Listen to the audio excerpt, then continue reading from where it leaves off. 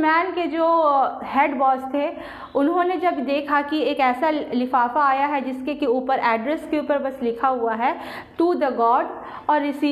Sender के जगह पे लिखा हुआ है फ्रॉम लेंचो, उन्होंने इस चिट्ठी को पढ़ा तो उन्हें समझ में आया कि एक गरीब किसान ने अपनी व्यथा सुनाई है और उसकी फसल बर्बाद हो चुकी है, इसलिए वो बहुत दुखी है कि वो अपने बच्चों और बीवी बच्चों को वो क्या खिलाएगा। तब उसने लेंचो ने लेटर में 100 पैसोज़ एक करेंसी होती है एक कंट्री की, जैसे कि हमारे इंडिया में रुपया चलता है उसी तरह एक किसी कंट्री में पैसोज़ चलता है, तो उसने 100 पैसोज़ की डिमांड की थी। तो 100 पैसोज़ तो वो जो कर्मचारी थे, एम्प्लॉई थे, वो 100 पैसोज़ तो नहीं अरेंज कर पाए, बट जितने भी अदर मेंबर्स उनके कलीग्स थे, जितने भी एम्प्लॉइज़ थे पोस्ट ऑफिस में, उन सब ने थोड़े थोड़े पैसे दे करके एटलीस्ट 70 पैसोज़ कलेक्ट कर लिया था और उसे फिर मनी ऑर्डर के थ्रू लेंचो तक पहुंचा दिया। जब लेंचो को वो मनी ऑर्डर मिला तो देखा उसने कि मैंने तो 100 पैसोज़ डिमांड किए थे लेकिन ये सिर्फ 70 पैसोज़ है, तो उसने गॉड से कहा कि गॉड आप तो चीटर हो नहीं सकते क्योंकि आप गॉड हो, आप सब पर दया करते हो, ज़रूर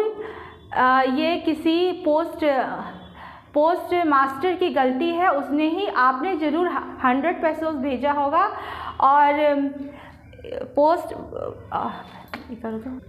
तो फिर लेंचो ने कहा कि गॉड की गलती नहीं है, गॉड ने ईमानदारी से 100 पैसोज़ भेजे होंगे क्योंकि मैंने 100 पैसोज़ की डिमांड की थी। ये पोस्ट ऑफिस का एक एम्प्लॉय होगा जिसने कि बाकी के 30 पैसोज़ रख लिए हैं और उसने बेईमानी किया है। तो आई होप कि आप लोगों को ये स्टोरी फ़नी लगी होगी क्योंकि जिसने पोस्ट मास्टर ने ही 70 पैसोज़ एटलीस्ट कलेक्ट करके लेंचो तक पहुंचाया था और लेंचो जो है वो पोस्ट मास्टर को ही बेईमान समझ रहा है। तो अपने शब्दों के साथ मैं इस स्टोरी को ख़त्म करती हूँ। ये एक फ़नी स्टोरी है और आई होप कि आप लोग एंटरटेन हुए होंगे और दोस्तों मेरे चैनल को यूँ ही लाइक एंड सब्सक्राइब करते रहिए। इस कहानी में एक भोले इंसान की भोलेपन को दिखाया गया है कि एक बिना पढ़ा लिखा इंसान क्या सोच सकता है, कैसे सोच सकता है और ज़िंदगी के लम्हों में वो कैसे रिएक्ट करता है।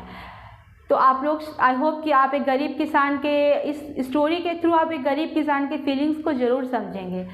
फ्रेंड्स मेरे पेज को, मेरे चैनल को लाइक एंड सब्सक्राइब कीजिए और मुझे आगे बढ़ने का मौका दीजिए। Thank you.